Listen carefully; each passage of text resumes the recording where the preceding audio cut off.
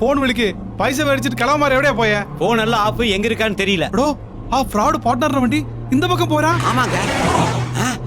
ஏங்க கூடவே அந்த பொண்ணு போகுதுங்க. ஃபாலோ செய்டா.